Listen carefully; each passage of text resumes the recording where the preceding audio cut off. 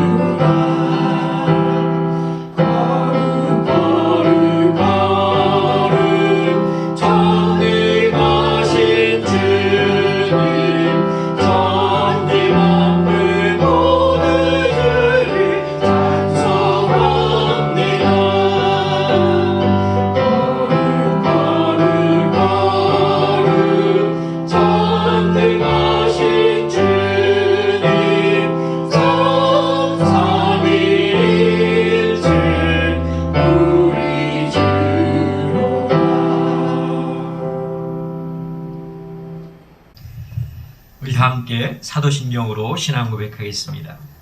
나는 전능하신 아버지 하나님 천지의 창조주를 믿습니다. 나는 그의 유일하신 아들 우리 주 예수 그리스도를 믿습니다. 그는 성령으로 잉태되어 동정녀 마리아에게서 나시고 본디오 빌라도에게 고난을 받아 십자가에 못 박혀 죽으시고 장사된 지 사흘 만에 죽은 자 가운데서 다시 살아나셨으며 하늘에 오르시어 전능하신 아버지 하나님 우편에 앉아 계시다가 거기로부터 살아있는 자와 죽은 자를 심판하러 오십니다. 나는 성령을 믿으며 거룩한 공교회와 성도의 교제와 죄를 용서받는 것과 몸의 부활과 영생을 믿습니다. 아멘.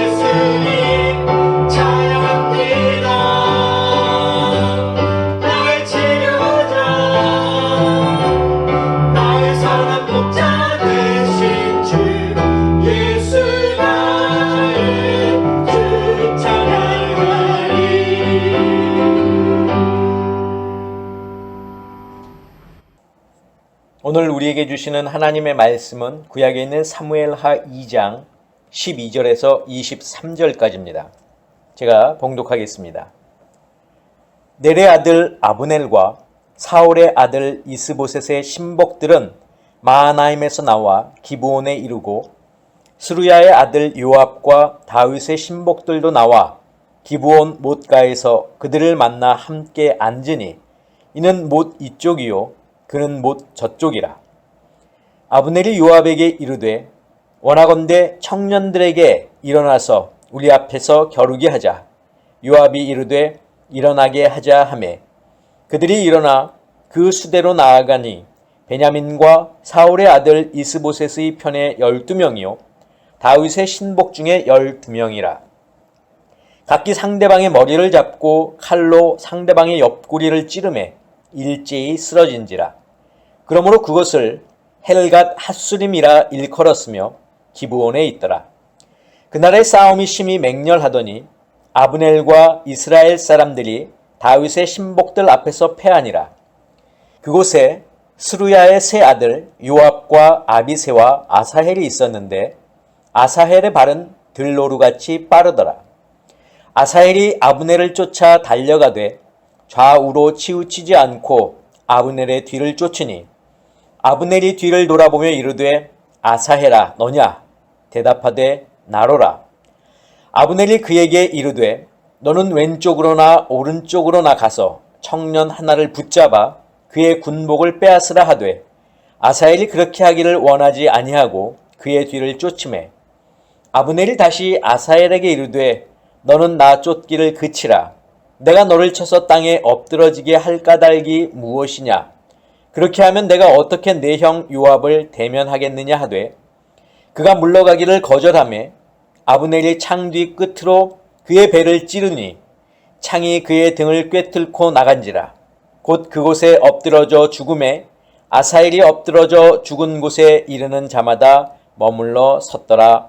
아멘. 기도하겠습니다. 사랑의 아버지 하나님 감사합니다. 오늘도 저에게 귀한 날을 더하여 주시고 이 복된 날 주님 앞에 나와 함께 예배드리며 또 말씀을 듣게 하시니 감사합니다. 오늘도 저에게 주시는 말씀 잘 듣게 하시고 마음에 심게 하시고 또 주신 말씀 우리의 삶 속에 적용하며 실천하며 순종하는 저희들 되게 하여 주시옵소서. 예수 그리스도의 이름으로 기도하옵나이다. 아멘. 예, 사랑하는 성도 여러분, 지난 한 주간도 주님의 은혜 가운데 잘 평안히 누리셨습니까? 오늘도 우리에게 주시는 말씀 잘 듣기를 바라고 또 이 말씀에 힘입고 또 말씀에 위로받고 또 말씀의 능력을 체험하는 저와 여러분들이 되시기를 간절히 바랍니다. 자, 우리는 지난 시간에 두 왕에 대한 이야기를 들었습니다. 한 왕은 하나님께서 세우신 왕이고 다른 왕은 인간이 세운 왕이었습니다. 자, 하나님이 세우신 왕인 이 다윗은 하나님께 묻는 사람이었고 자기 편의 사람만 포용한 것이 아니라 남의 편의 사람까지도 포용할 줄 아는 그런 마음이 넓은 사람이었죠. 자, 그러면서 세상에는 왕 노릇하는 존재들이 많이 있는데 하나님께서 인정하지 않으시면 그 어떤 것도 왕이 될 수 없고 하나님만이 진정한 왕이시고 창조주이시며 세상의 주인이라고 제가 말씀을 드리면서 세상의 온갖 유혹과 무분별한 잘못된 가르침 속에서 진리요 생명 되시는 우리 주 예수 그리스도만을 나의 왕으로 인정하고 선포하며 예배하자라는 그런 내용으로 말씀을 드렸습니다. 자, 오늘 본문 내용을 요약해 보자면 이 다윗이 헤브론에서 유다의 왕이 되자 사울의 군대 장관이었던 아브넬은 사울의 아들 이스보셋을 데리고 요단강 동편에 있는 마하나임으로 건너갑니다. 그리고 그곳에서 이 이스보셋을 왕으로 세웠습니다. 자, 그리고 군대를 정비해서 다윗이 왕으로 있는 이 유다를 공격하기 위해서 군대를 이끌고 요단강을 건너 어디로 왔냐면 기브온이라고 하는 곳으로 왔습니다. 자, 이 기브온은 다윗이 있는 그 헤브론에서는 약 35km 정도 떨어져 있지만 이 마하나임에서는 60km 정도나 떨어져 있습니다. 자, 이처럼 먼 거리에 있음에도 불구하고 아브넬은 군대를 이끌고 이 기브온으로 왔는데 그 이유는 유다를 공격하기 위한 전초 기지로 삼기 위해서라는 거죠. 어디를? 이 기브온을.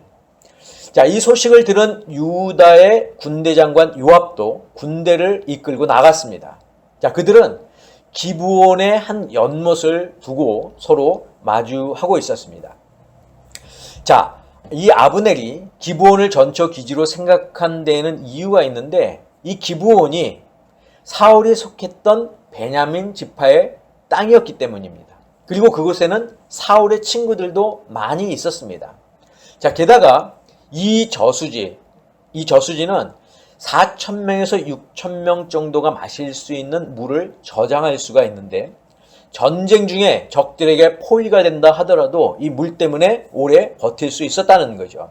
자, 이런 여러 가지 이유 때문에 아브넬은 이 기브온을 선점하기를 원했고 그래서 먼 거리에서 군사를 이끌고 이곳까지 온 것입니다. 자, 아브넬은 요압의 군대와 마주치자 먼저 12명의 젊은 청년들이 나와서 서로 겨루게 하자고 제안을 합니다. 뭐 겨루는 것이 결국은 이제 싸우는 거죠. 자, 요압도 이 제안을 이제 받아들였는데 이들은 자신을 방어할 수 있는 방패는 없고 오직 칼만 들고 싸웠던 것으로 보입니다.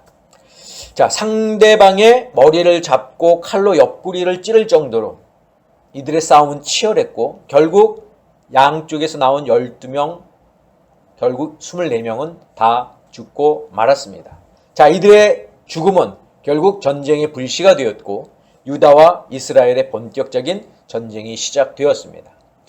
자, 지난주 말씀에서도 보았듯이 다윗은 하나님이 세운 왕이고 이스보셋은 아브넬의 욕심과 욕망으로 세워진 왕입니다. 자, 그렇다면 결과를 보지 않아도 이 전쟁이 누구의 승리로 끝나게 될지는 뻔한 사실입니다. 자, 결국 유다와 이스라엘의 맹렬한 전쟁은 유다의 승리로 끝났습니다.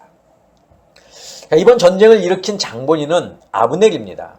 그는 사울의 가문이 왕위를 이어야 한다고 생각한 사람이었고 자신의 지위를 지키기 위해서 이스보셋이 왕이 되어야 했습니다. 자, 그런데 다윗이 유다의 왕이 되었다는 소문을 듣고 가만히 있을 수 없었죠. 비록 블레셋과의 전쟁에서는 패했지만 다윗의 군대는 이길 수 있으리라는 것이 바로 이 아브넬의 생각이었습니다. 그러나 그의 예상은 완전히 빗나갔습니다. 자, 유다의 군인은 20명이 전사한 반면 이스라엘의 군대는 360명이 전사했기 때문입니다. 자, 이처럼 개인적인 욕심과 욕망으로 시작된 아브넬의 계획은 서서히 무너지고 있었습니다. 그리고 그의 계획이 하나님의 뜻에 반기를 드는 행동이란 점에서 참 어리석은 행동을 했다는 것을 우리는 알 수 있습니다. 여러분, 사람이 가지고 있는 안 좋은 마음 중에 하나가 바로 욕심입니다. 욕심은 무엇을 탐내거나 누리고자 하는 마음이죠.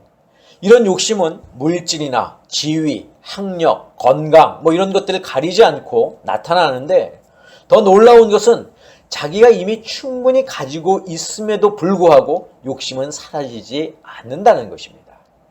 자, 성경에서 욕심을 죄악으로 명시하고 있습니다. 하나님은 10계명 중 10번째 계명을 통해서 탐심이 죄임을 말씀하고 있습니다. 자, 출애굽기 20장 17절을 같이 보겠습니다. 네 이웃의 집을 탐내지 말라. 네 이웃의 아내나 그의 남종이나 그의 여종이나 그의 소나 그의 나귀나 무릇 내 이웃의 소유를 탐내지 말라.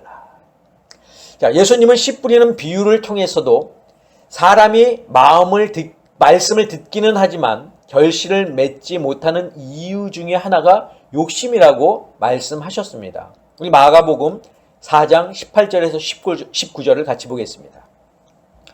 또 어떤 이는 가시떨기에 뿌려진 자니 이들은 말씀을 듣기는 하되 세상의 염려와 재물의 유혹과 기타 욕심이 들어와 말씀을 막아 결실하지 못하게 되는 자요. 자, 이런 욕심이 아브넬에게만 있었겠습니까? 그렇지 않죠. 욕심은 누구에게나 있습니다. 전쟁에서 패하여 아브넬과 그의 군사들이 도망칠 때 아브넬을 죽이려고 그의 뒤를 쫓았던 사람이 있습니다. 그는 스루야의 아들이자 유다의 군대 장관 요압의 동생이었던 아사엘입니다. 자, 오늘 본문에서 아사엘은 들노루처럼 다름박질이 빠르다고 설명하고 있습니다. 그는 자신의 빠른 발로 이스라엘의 군대 장관 아브넬을 잡으려고 뒤쫓았습니다. 자, 그런데 아브넬은 자신의 뒤를 뒤쫓는 이 아사엘을 향해서 나를 쫓지 말고 다른 병사를 잡아 그의 군복을 빼앗으라고 말합니다. 사실 아브넬과 아사엘의 1대1 싸움에서 아사엘은 전쟁과 싸움에 능숙한 이 아브넬을 이길 수 없습니다. 군대 장관이라고 하는 타이틀이 괜히 주어진 게 아니지 않습니까? 그런데 이 아사헬은 젊은 패기와 빠른 발만 믿고 이 아브넬을 잡아 전공을 세우려 한 것입니다. 아브넬이 기회를 줬음에도 불구하고 아사헬은 그를 쫓았고 결국 아브넬의 창에 찔려 죽고 맙니다. 자, 실력이 되지도 않으면서 아브넬을 죽여 전공을 세워보겠다고 하는 이 아사헬의 욕심은 결국 죽음으로 끝이 났습니다. 이처럼 인간은 누구나가 욕심을 가지고 있습니다. 아마 세상에 욕심을 가지지 않는 사람은 없을 것입니다. 사업이 잘 되기를 바라는 마음에 가지는 욕심도 있겠고, 자녀가 잘 되기를 바라는 마음에 가지는 욕심도 있을 것입니다. 그런데 이런 크고 작은 욕심을 제대로 관리하지 못하면 결국 죄로 이어진다는 것이죠. 그래서 사도 야고보는 야고보서 1장 15절에서 욕심이 잉태한 즉 죄를 낳고 죄가 장성한 즉 사망을 낳느니라고 말씀하고 있는 것입니다. 예수님도 누가복음 12장 15절에서 탐심을 물리치라고 말씀하셨습니다. 자, 그렇다면 욕심, 즉 탐심, 이것을 물리치려면 어떻게 해야 될까요? 사도 바울이 그 방법을 우리에게 알려주고 있는데 다 같이 갈라디아서 5장 16절을 보겠습니다. 내가 이르노니 너희는 성령을 따라 행하라. 그리하면 육체의 욕심을 이루지 아니하리라. 사실 인간이 가진 이 욕심이나 탐심은 대부분 육체를 위한 것입니다. 육체를 위한 것이란 이 생을 살 때 필요한 것을 의미합니다. 다시 말하면 욕심이나 탐심으로 얻은 것들은 우리 생명이 다 하게 되면 필요 없어질 것들이란 것이죠. 세상에서의 왕위가 죽어서 필요합니까? 군대 장관이란 이 직위 죽어서도 가지고 가겠습니까? 전쟁에서 전공을 세운 것이 하나님 나라에서도 인정을 받겠습니까? 육체의 욕심으로 얻은 것은 우리의 생을 마치는 순간 모두 사라질 것들입니다. 그런데 사람들은 이런 육체의 욕심을 따라 살고 있다는 겁니다. 사도 바울의 말씀을 계속 보면 우리가 이 땅에 살면서 육체의 욕심을 이루지 않으려면 성령을 따라 행하라고 가르치고 있습니다. 그리스도인은 육체와 함께 그 정욕과 탐심을 십자가에 못 박아야 합니다. 그래야 성령을 따라 행할 수 있습니다. 그리고 성령을 따라 살아야 우리는 헛된 영광을 위해 나의 시간과 노력을 허비하지 않을 수 있습니다. 자, 그렇다면 성령을 따라 산다는 것은 어떤 것일까요? 성령을 따라 산다는 것은 첫째로 성령님을 나의 인도자로 받아들이는 것입니다. 자, 우리가 해외여행을 가면 가이드가 필요합니다. 가이드는 우리가 알지 못하는 현지의 지식 또 정보 이런 것들을 제공해 주죠. 그리고 어디로 가면 아름다운 경관을 볼 수 있는지 또 어디로 가면 맛있는 음식을 먹을 수 있는지 여러 가지를 우리에게 알려줍니다. 우리가 어렵지 않게 현지를 관광할 수 있도록 안내해주고 시간을 낭비하지 않도록 좋은 곳만 데리고 다닙니다. 또한 어느 곳이 안전한 곳이고 또 어느 지역은 가지 말아야 할지도 알려줍니다. 그래서 우리는 현지 가이드의 깃발만 보면서 따라다니면 아무런 문제 없이 즐겁게 관광을 마칠 수 있습니다. 성령님도 마찬가지입니다. 우리는 성령님을 내 삶의 가이드로, 즉 인도자로 생각해야 합니다. 우리가 사는 세상은 아름답기도 하지만 우리를 유혹해 죄 가운데 빠지게 만드는 것들도 많이 있습니다. 그런데 성령님을 나의 인도자로 모시면 성령님은 우리를 안전한 곳으로, 좋은 곳으로 인도해 주십니다. 어떻게 사는 것이 하나님의 백성답게 사는 것인지 알려주십니다. 그래서 우리는 성령님을 나의 인도자로 여기며 그분이 인도하시는 곳으로 따라가면 아무런 문제 없이 인생의 여정을 마칠 수 있다는 것입니다. 자, 성령을 따라 산다는 것 둘째는 성령님의 인도하심에 순종하는 것입니다. 단체 여행을 가면 가이드의 인도나 지시를 잘 따르는 사람이 있는가 하면 그렇지 않은 사람들도 있습니다. 가이드가 이렇게 이야기하죠. 내일 오전 몇 시까지 호텔 로비로 나와주세요 라고 말해도 늦는 사람이 있습니다. 자, 이 주위에서 사진을 찍고 몇 시까지 약속된 장소에서 모이겠습니다 라고 말해도 제 시간에 오지 않는 사람들이 있다는 거죠. 자, 앞으로는 버스를 우리가 오래 타고 가야 하니까 화장실에 다녀오세요 라고 공지를 줘도 꼭 달리는 버스를 세우는 사람들이 있습니다. 자, 이런 사람들은 같이 여행을 다니는 다른 사람들에게 피해를 끼칠 뿐만 아니라 가이드의 말을 가볍게 생각하는 사람들입니다. 가이드가 하는 말을 별로 신경을 써서 듣지 않거나 대수롭지 않게 생각한다는 거죠. 이런 사람들이 많으면 그 여행은 피곤해집니다. 자, 우리도 마찬가지입니다. 우리가 성령님을 나의 인도자로 받아들이기는 하지만 성령님의 인도하심을 잘 따르지 않는다면 우리는 믿음의 공동체에 피해를 줄 수도 있습니다. 성령님의 인도하심에 순종한다는 것은 절대적인 순종을 말합니다. 자, 마음에 들면 순종하고 마음에 내키지 않으면 순종하지 않는 그런 순종이 아니라 성령님이 내게 하시는 말씀에 대해서 전적으로 순종하는 그런 순종이 우리에게 필요하다는 것입니다. 성령님이 우리에게 하시는 말씀은 우리에게 꼭 필요한 말씀입니다.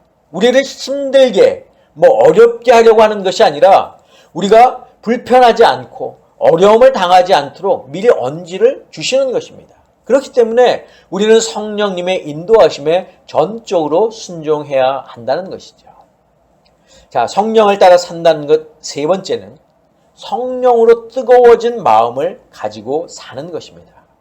자, 여행을 다 마치고 다녀오면 여행에서 보고 느꼈던 그런 감흥이 오래 가지 않습니까?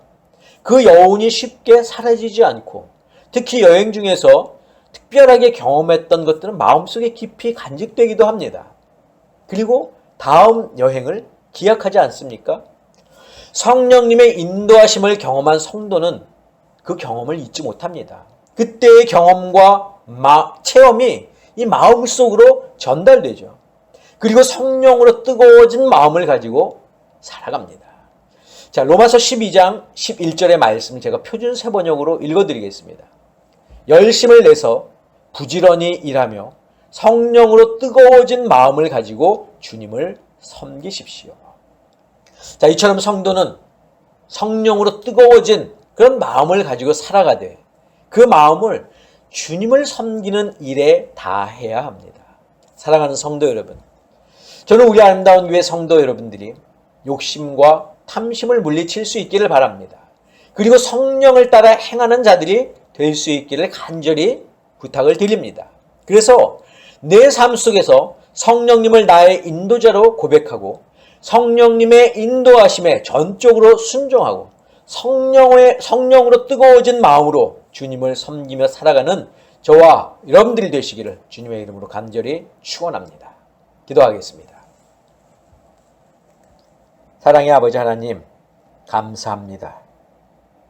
우리가 이 세상 살아갈 때에 욕심과 탐심이 없을 수는 없겠지만 그 모든 것을 물리칠 수 있는 것이 바로 성령을 따라 행하는 것임을 오늘 말씀을 통해 가르쳐 주셨사오니 주님, 우리가 항상 성령님을 나의 인도자로 여기며 성령님께서 하시는 그 말씀에 전적으로 순종하며 성령님의 그 감동된 주신 마음으로 살아갈 수 있는 저희들 되게 하여 주시옵소서.